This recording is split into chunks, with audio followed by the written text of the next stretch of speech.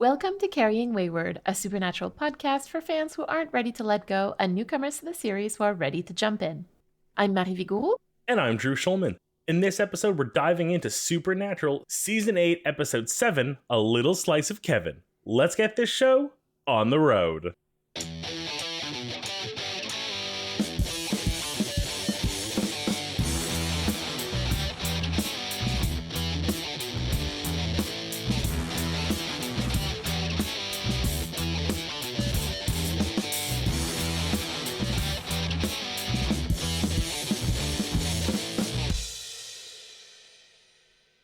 If you're listening to this on release day, I am actually probably going to be on my way down to New Jersey right now for New Jersey Con.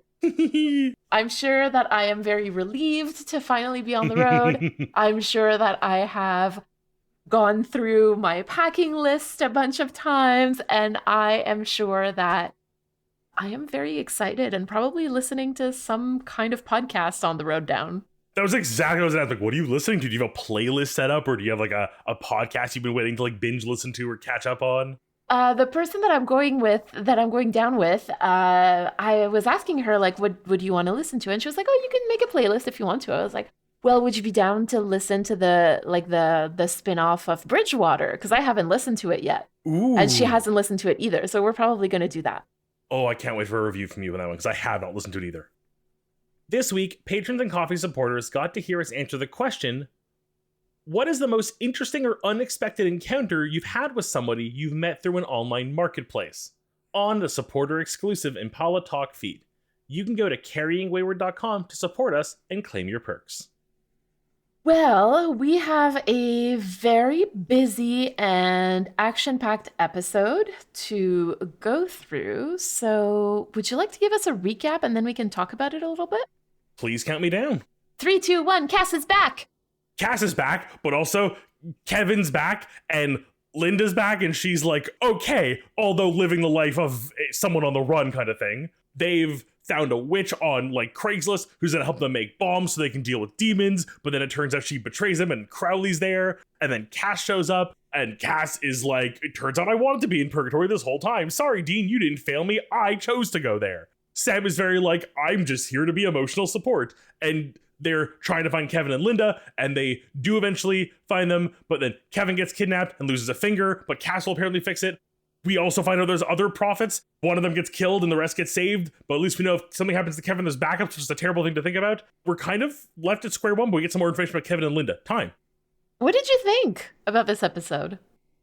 It was a very interesting one. I genuinely did not expect Cass to be back this soon. Like, I kind of had like finally come to terms with like, we'll see him like later this season. And then even when we first started seeing him, we'll talk about it later in story time, but like I kind of didn't expect him to actually be there. I was getting kind of like Lucifer Vision vibes. So like getting Cass back, big surprise. Everything else kind of just felt like exposition, but done well. Exposition, but done well. Interesting. We get a lot of information. Like we learn more about prophets. We learn about Cass getting out of purgatory. We learn a little bit more about how Dean actually got out of purgatory. We get a little more like interaction between Crowley and Kevin and what exactly he's looking for in the tablets and what he learns.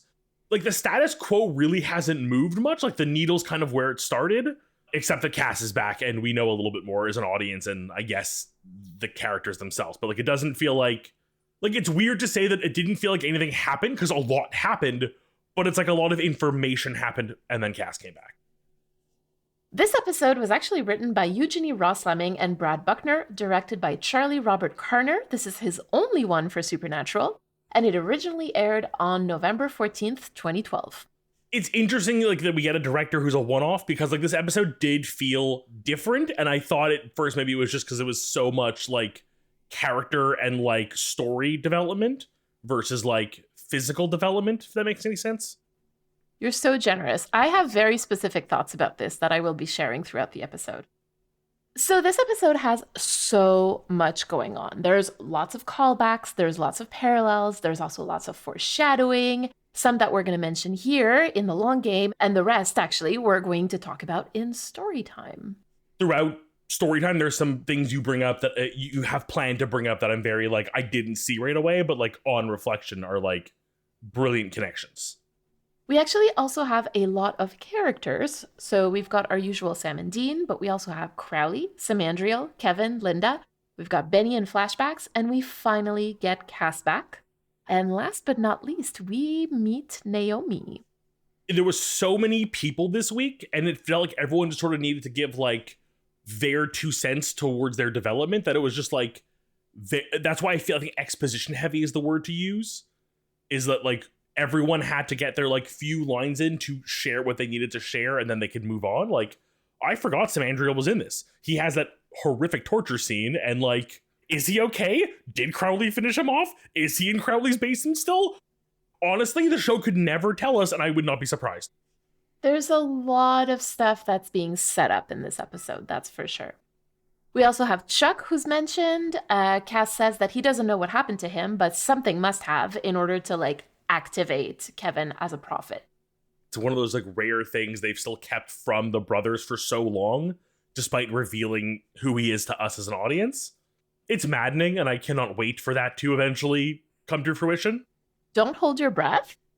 The witch that Linda hires, her name is Delta, she says that Crowley and his demons, or she says about them, like, who died and made them boss? Someone must have. And she is actually right. Someone did.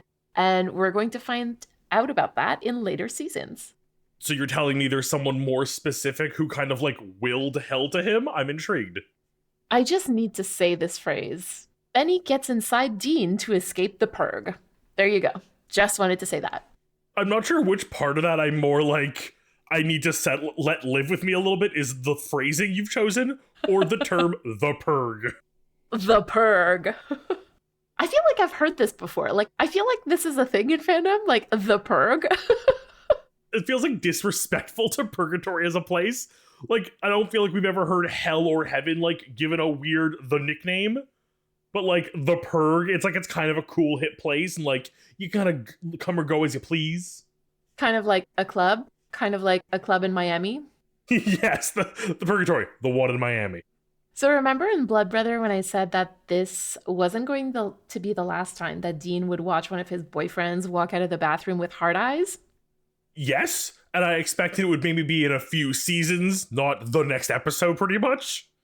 So I need to ask you, what did you see in this scene? I saw my heart having trouble figuring out how I feel, because as we will discuss, I am still very, like, brain not wrapping good around Dean loving 2 people. He's allowed to. That's totally fine. I'm not against it. I feel like one is the one I'm rooting for when I kind of love them both, but like, let him have his fun with Benny, have a great time, things go great. Lord knows something terrible happens to Benny, and then he can go back to Cass. Like, that's the one I want. I don't want it, but it's what I expect. Specifically, in the scene where Dean watches Cass come out of the bathroom, what did you see? I saw very much a want to be more happy than he was, because he feels some guilt about things still. That's not what I'm asking. Yes, but no. What did you see? Is my real question. I'm not sure what you're fishing for here other than a really hot Cass. I need you to open whatever browser it is that you watch Supernatural on and rewatch that scene for me. Literally doing this now. Okay, are we referring to the look that he gives specifically there, where like Sam kind of looks at him like, hey, he's back, and Dean is like not responding the way Sam wants him to? I'm not referring to the look. I'm referring to the way that Dean's body reacts to seeing Cass. He's nervous. So the fandom sees it as him like having a very physical reaction to Cass. Rewatch the scene again. Like, it looks like he moves to cover himself up, honestly. Yes. Yeah, no, horny works too. So in Blood Brother, we also brought up the siren speech about how like the siren loved to watch men kill for them. So in this episode, we watched Dean killing Leviathan to save Cass. There is a lot of like connective tissue here in sort of revisiting Cass and Dean in Purgatory. There's also a second mention of the Archangel Metatron, or the Metatron if you're Drew. And we finally find out what actually happened when Dean escaped purgatory, and we're going to talk about that a lot more in story time in just a second.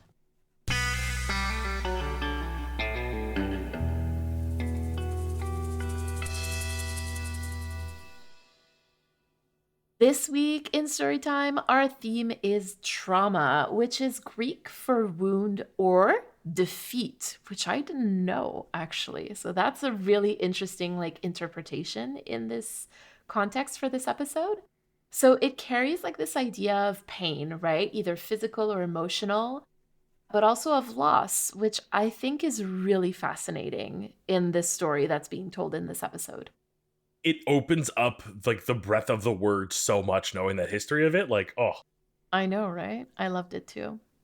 I would like to start this week with a little break from tradition because I'd like to start with Linda Tran.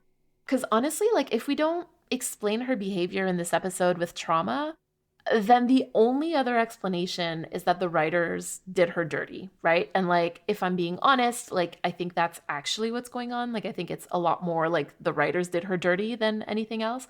But I also think it's possible to find a narrative explanation to this.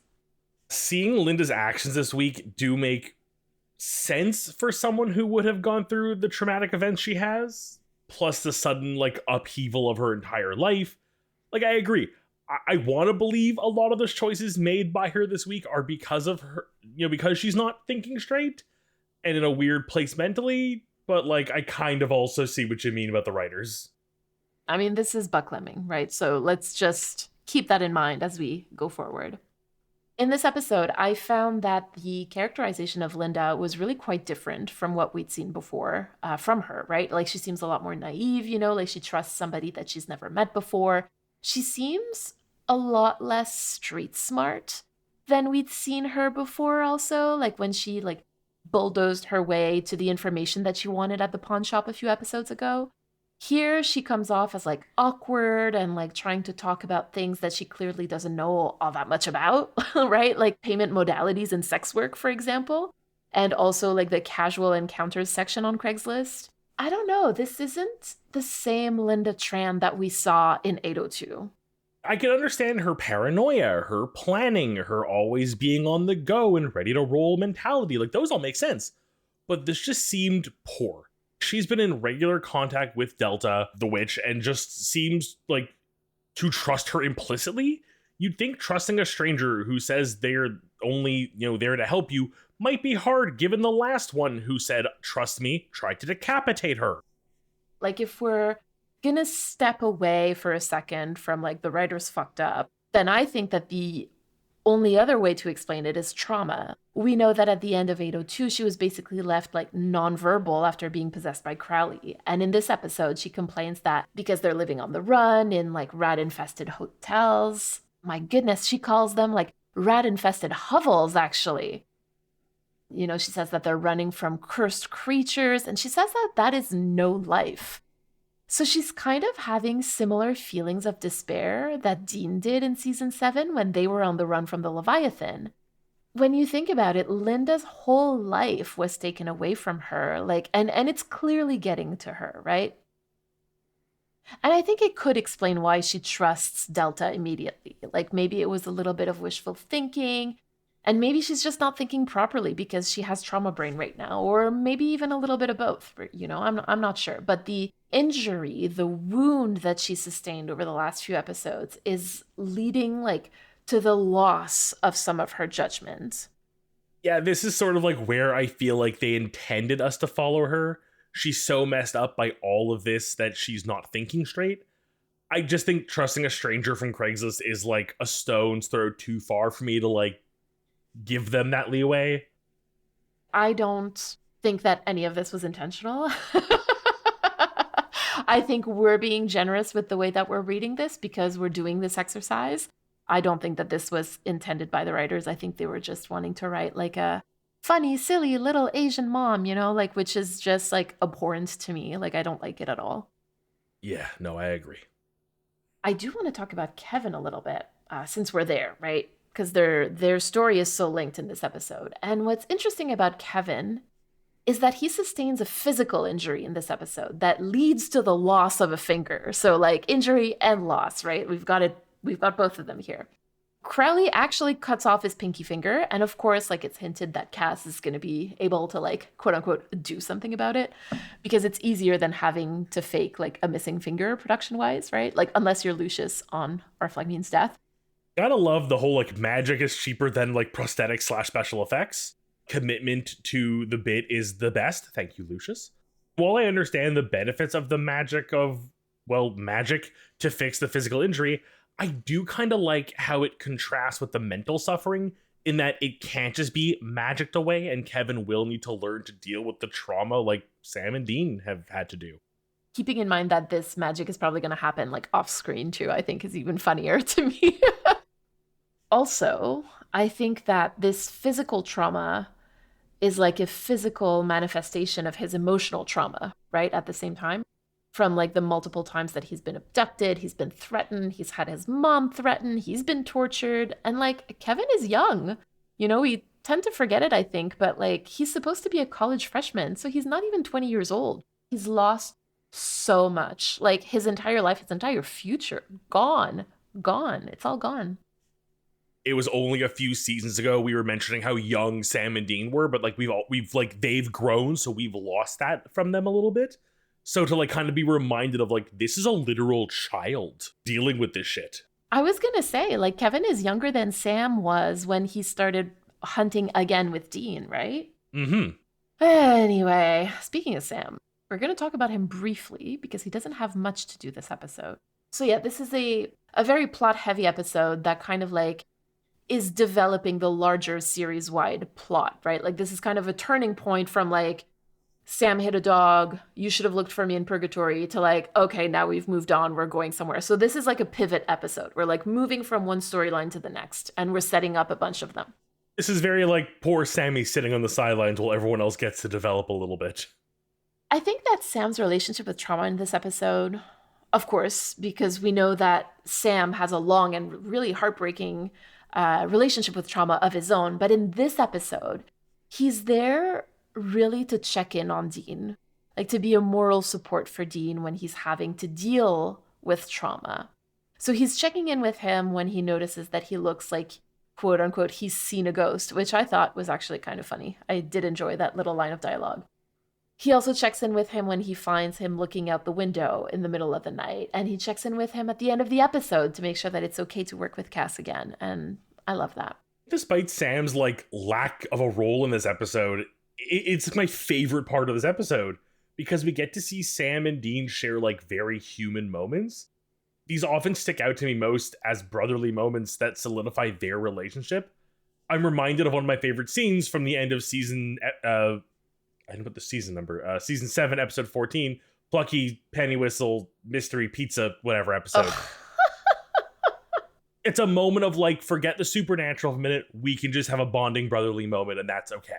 The thing with that last line, you know, when he's checking that it's okay to work with Cass again, I just find it so relatable. Like, I find that it has like really major vibes of like, we still have to work with your ex, who you still have feelings for. And I just love that Sam is attuned to it and that he's checking in with Dean about it. Sam just like not acknowledging it. Like it feels that moment like you break character to check on someone before getting back into your role. Like Sam just like effortlessly pauses the like Dean's persona to check that like the real Dean underneath is like cool for a moment before like stepping back into the role. This actually happens like in all 3 instances when he's checking in on him, when he's checking like if he's seen a ghost, when he's checking like at night, he's able to say like, but that's impossible. You just said this. Like he's actually really good at that. And the fact that he doesn't always do it and only does it sometimes is so telling to me because it means that he's able to tell the difference of like when Dean really needs to be checked in on. Oh my God, I love that. I love it. Sam also tells Dean, like, I know you did, which I thought, oh, I love that line also. You know, I hated the dialogue in most of this episode, but there are like real little gems. This is when Dean says that like he tried so damn hard to get like Cass and them like the hell out of there, right? And Sam goes, like, I know you did. Like, he's not even hesitating. He doesn't know what happened, but he's like, I know you did because I know you. I know who you are, and I know the actions that you would take in this.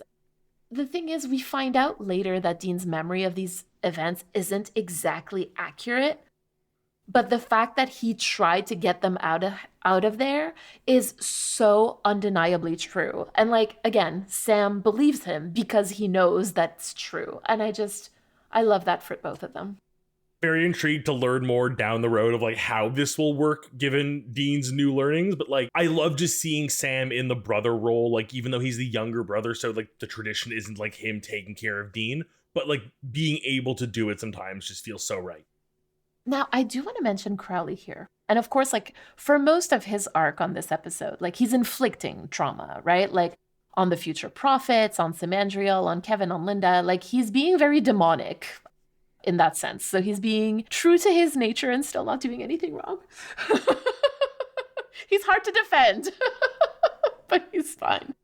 He is on full bad guy mode this week. He's making up for lost time as a villain. He's just being evil to everyone equally, which is totally in his nature. I will say, though, that this was the first time that Crowley saw Cass, like, alone post-breakup, right? Like, we talked near the end of season 6 about how Cass working with Crowley, like, very much had extramarital affair vibes also. And this episode does nothing to convince me that it wasn't exactly that, right?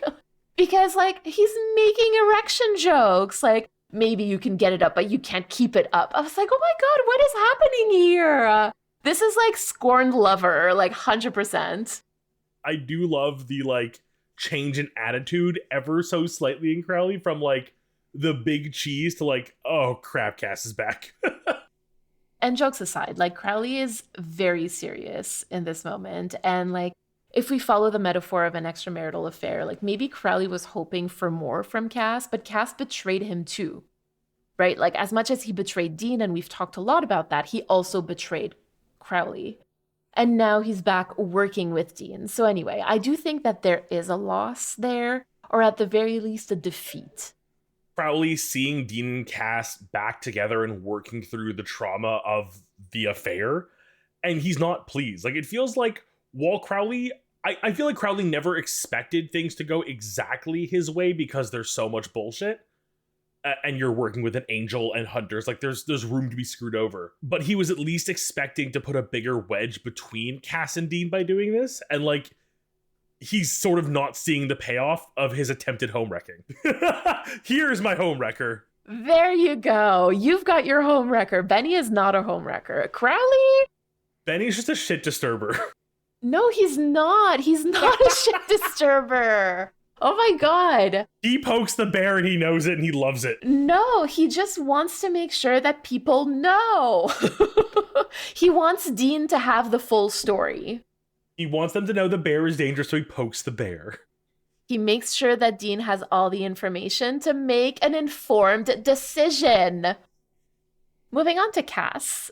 We find out that Cass was the one who made the choice to stay in purgatory longer in this episode.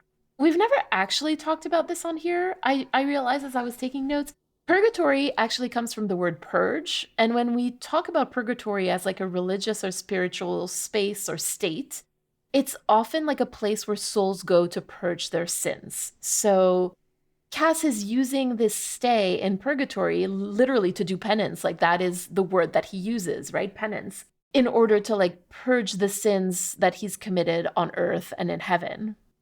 And the thing is, like, the whole reason why I'm bringing up like purge and purgatory and the sins and whatnot is because of this line of dialogue that we hear from Cass. He says, "See, it wasn't that I was weak. I was stronger than you. I pulled away.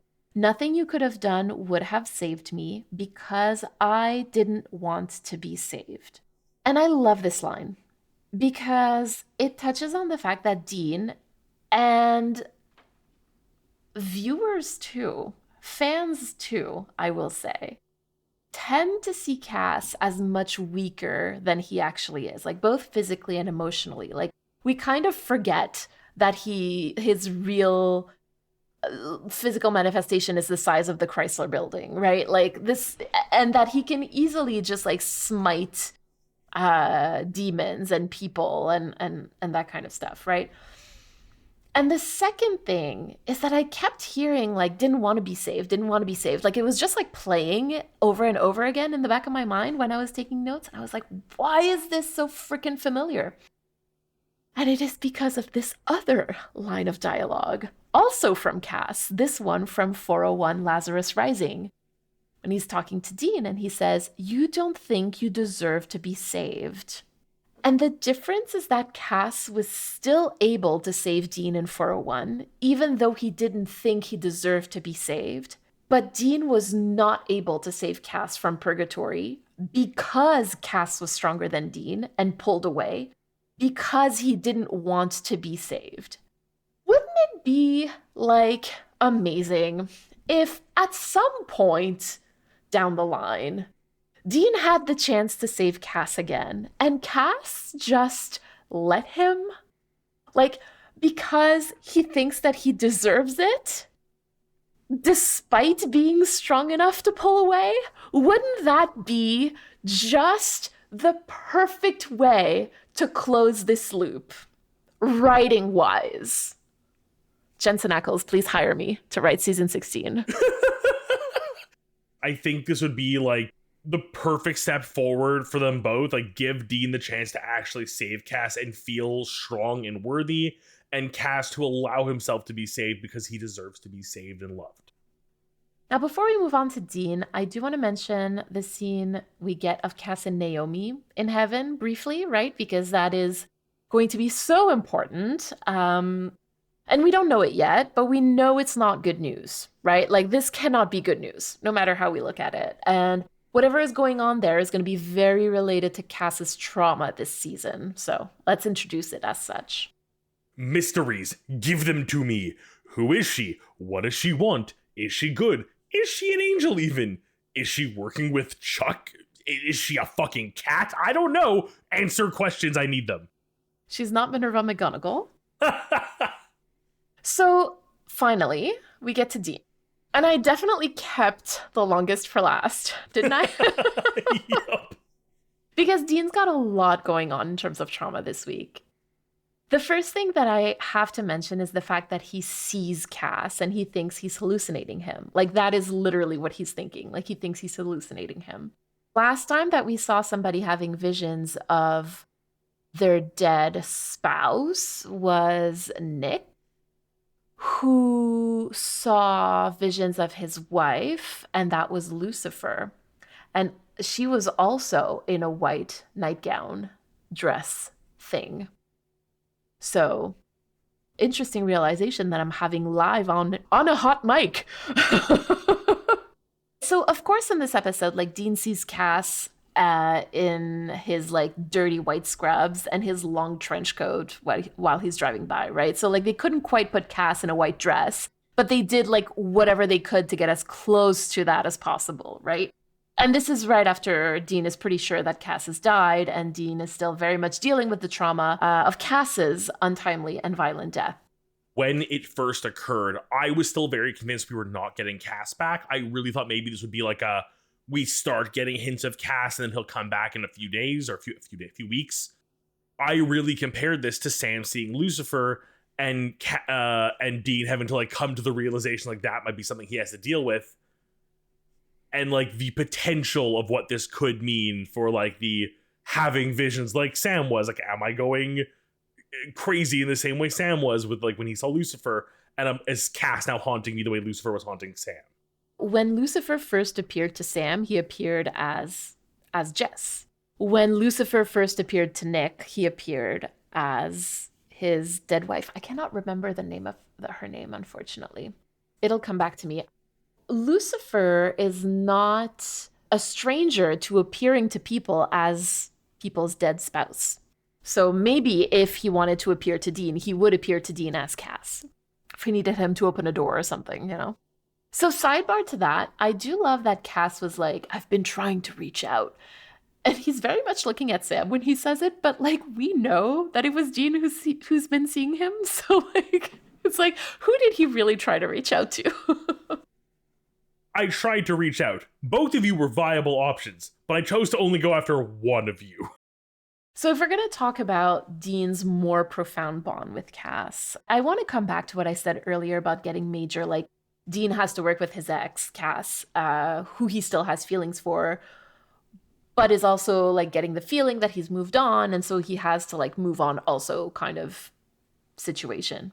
And honestly, like, this is only partially a joke because I also talk about Cass betraying Dean by working with Crowley as like a metaphorical or maybe not so metaphorical extramarital affair. So like Dean felt betrayed, was actually betrayed by Cass.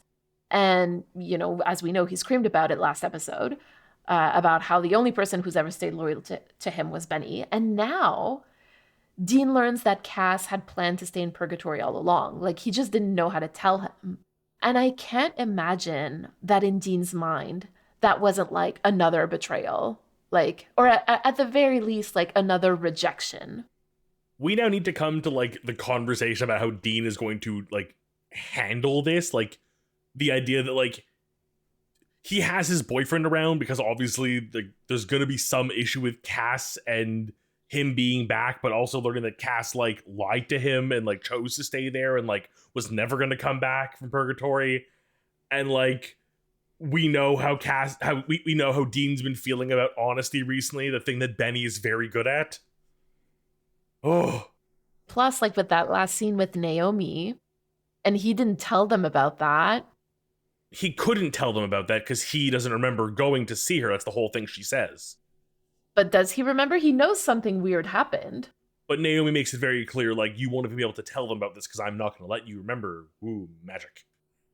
And you're right. Like, we do see the very intentional difference between Cass and Benny here. Like, because at the top of the episode, Benny says to Dean, like, putting a lot of trust in you, brother. And at the end of the episode, Dean asks Cass, like, why he kept saying that purgatory or like that escaping purgatory wouldn't be possible. And he goes, like, did you not trust me? So he's like, Benny trusts me. Why can't you trust me? And again, like, I feel like Dean feels like a trust and a love and a support from Benny that he just doesn't feel from Cass.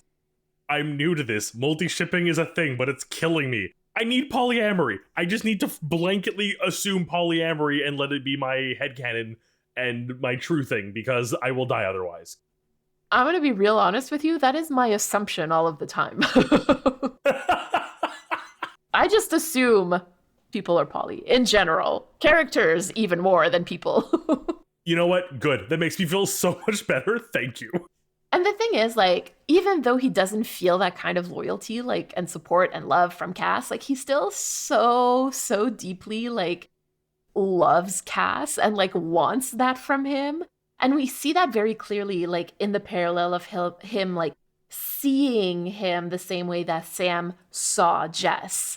Like, we see it when he watches Cass walking out of the bathroom, the same way that Kevin watches Delta walk into the bathroom minutes earlier. We see it in the fact that, like, this idea of Cass willingly staying in purgatory was so abhorrent to Dean that in his mind, he, like, had to protect himself from it by misremembering how things actually happened. And that is just such a telltale sign of trauma. Like, the emotional injury is so painful that the loss is memory. The idea of Dean misremembering the events in purgatory regarding his escape and Cass's choice to stay behind, it as you said, is so clearly linked to trauma. And, like, specifically in Dean, because, you know, we've seen Dean play with memory before and kind of, like, build things up in a way that we now see he's learned to, like, get away from. Like, for the longest time, he looked up to his father as a hero, and only with time and healing was he able to look back and, you know, like, learn that John kind of sucked. His trauma forced him to remember things differently. It's never outright stated, but I feel it's very clear in how he idolized him versus how he's able to move on from him and be critical. That is actually going to be explored a little bit more in future season, which, like, I love that. I love that they do that. They talk about, like, the brothers' like memories of what happened and like revisiting those things. And I just like top tier episodes every single time, to be honest. I'm excited both for the episodes and that I was weirdly right. Now, before we move on to critical time, there's also a conversation about responsibility that touches upon like his childhood trauma. Because Dean says, look, I don't need to feel like hell for failing you, okay? For failing you like I've failed every other godforsaken thing that I care about. I don't need it. And again, like that very much feels like trauma to me. Like your body rejects it or like tries to reject it. And like this repetition of like, I don't need it. I don't need to feel like that is just like very relatable to me. And this is right after Cass tells him, like, hey, everything isn't your responsibility. Getting me out of purgatory wasn't your responsibility. And it's interesting because, like, not too long ago, our question of the day bot in our Discord server asked us, like, what we got in trouble for with our parents. And my answer was, like, well, everything. I got in trouble for so much when I was younger, even though, like, I really wasn't a troublesome child. Like, I was actually very calm and very reserved, but I would get in trouble whenever my sister and my cousins, who were all younger than me, would get in trouble. Like their failure or their trouble was actually mine. And you know who else probably grew up like that? Dean. So no wonder that he feels responsible for everything and everyone. And I know now that it's not up to older children to raise younger children and family. And I'm actively working to unlearn that and heal my inner child who like still carries a lot of guilt and a lot of shame about all that stuff. But I'm just not sure that Dean was aware that he did that before this moment. Like Cass actively has to remind him, like, you can't save everyone, my friend, though you try. And that's just going to be trauma for Dean to heal from, really. So well put. And again, I brought it up like a week or two ago regarding Dean's feeling that he feels the world rests solely on his shoulders. I think the lesson I most hope that Dean will eventually learn is that isn't true and he can't be responsible for everything.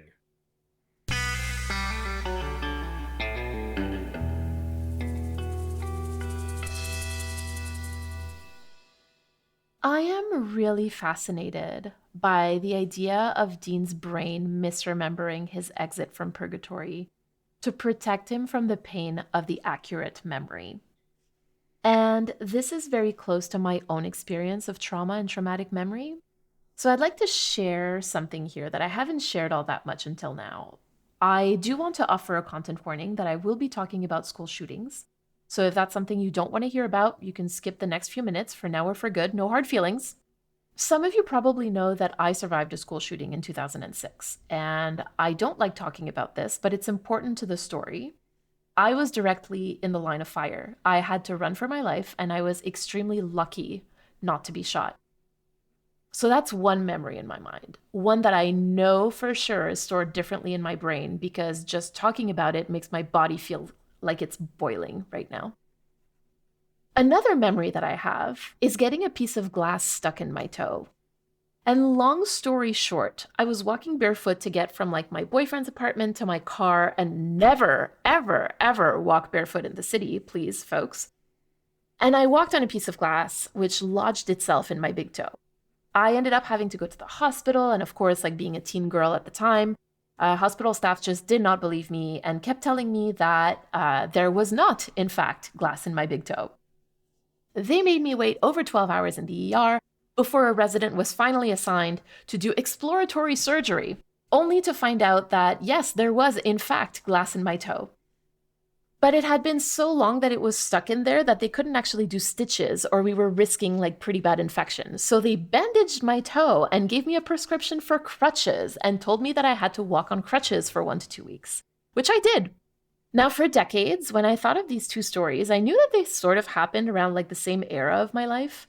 But it wasn't until a couple of years ago that I realized that I got glass in my toe in late August of 2006. Like, I'm pretty sure that it was between August 25th, or like August 20th and August 25th. And the Dawson College shooting happened on September 11th, 2006.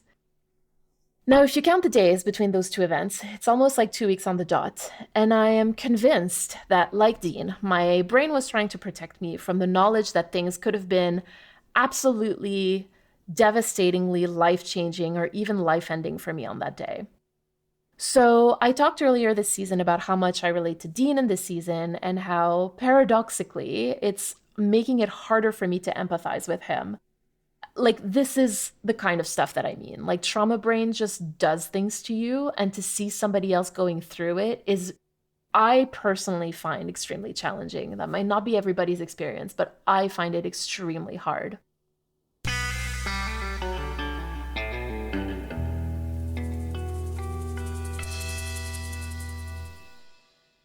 This week, we have a message from Ruby. And before we listen to it, we want to remind you to send us a 3-minute voicemail. To respond to anything we discussed today or to ask us a question, you can use the recording app on your phone and email us the recording at carryingwayward@gmail.com. Hey, this is Ruby again. I just finished listening to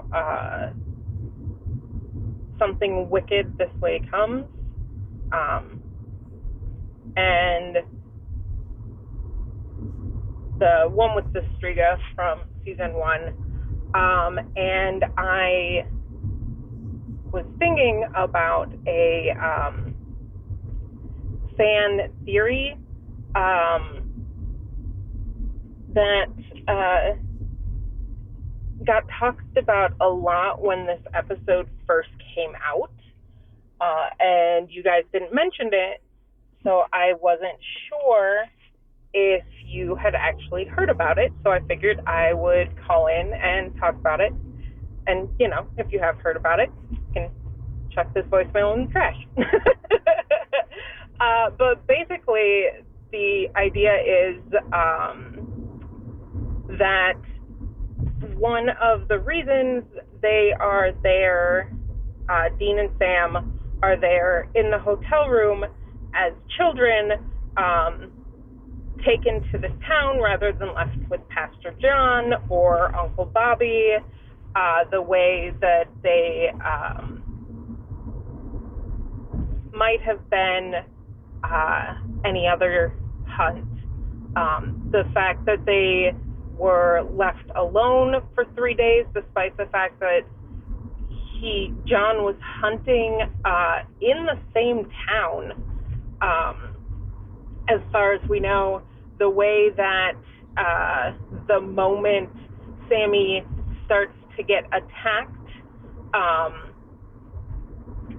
John enters the hotel room and is just there. Basically, all of this leading up to the theory that, much like how we see Dean and Michael at the end, the reason they were left alone and the Striga attacked was because John was using his kids as bait, which is why Dean had a shotgun that could be used to kill the Striga, which is why, you know, all of the things I just said above. And, like, one of the big arguments against this is, like, oh, well, John was really upset when he came back and found out that, you know, Sammy was being preyed upon by this thing. He didn't stop and actually kill the Striga.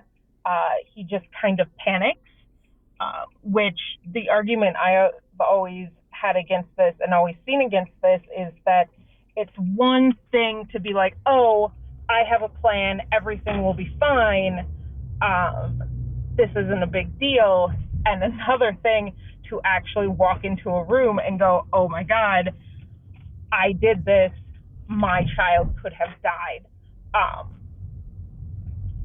And it's another reason why John is so angry at Dean.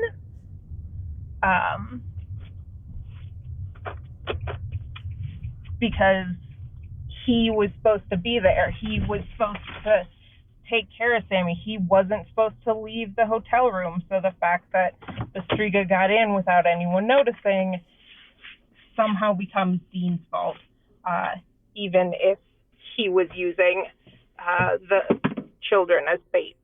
But yeah, it's a theory that I'm of two minds of. I'm not entirely sure whether I believe it or not, but I do think it's very interesting and a very interesting way of looking at the scene and at John. So I figured I'd let you know about it. So, yeah.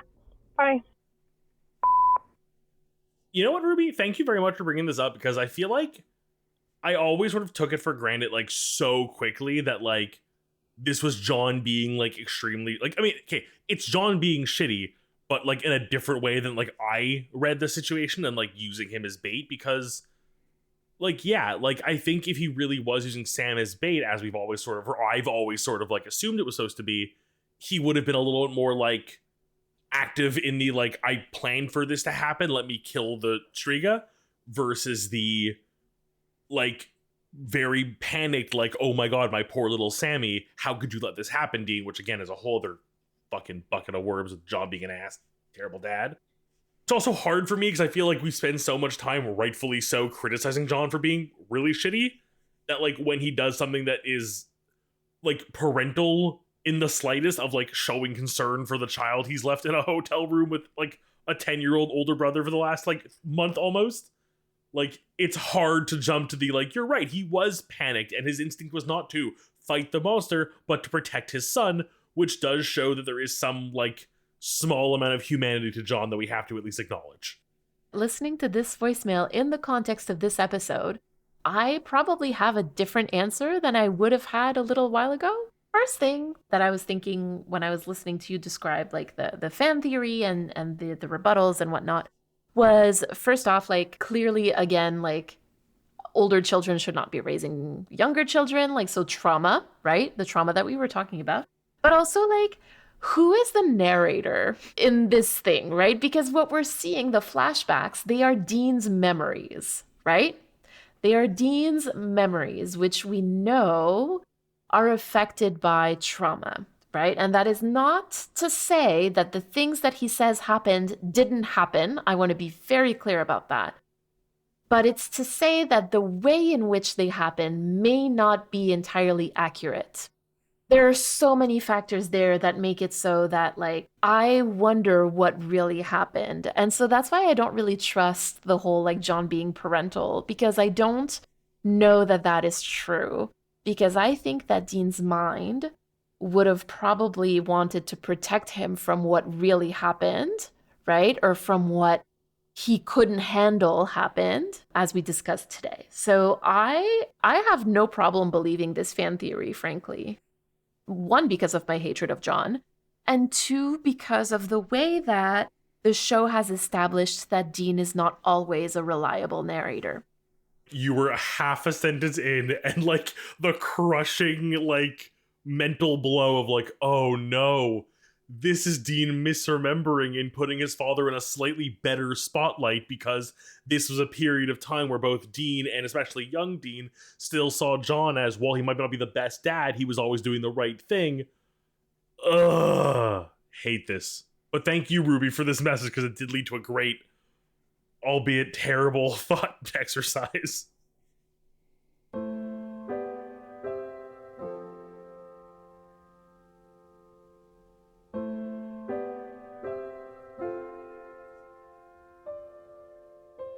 All right, Drew, let's close out this episode with a reflection and call to action. The thing that really, like, connected with me the most this week is Dean, and very specifically his not remembering the final moments in purgatory as he so believed, his unreliable narration. For me, I think there is a part of me that is very quick to look back at things and blame myself and, like, replay those awful moments over and over. And I wonder how many of those memories of mine are as accurate as I think they are, or potentially tainted by being a negative memory that I've then replayed so many times, like an old VHS that eventually wears away and not everything's super clear. I don't want to give myself, like, a clean slate of, like, anything I ever did wrong that I can barely remember, I must have been wrong and I was secretly right.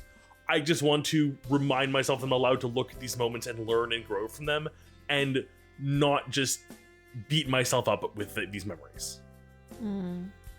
I shared a longer reflection today in Critical Time, and I guess I guess my call to action, similar to you, is to practice empathy, specifically with Dean, even when I find it challenging, because it's also a way to extend empathy to myself, I think.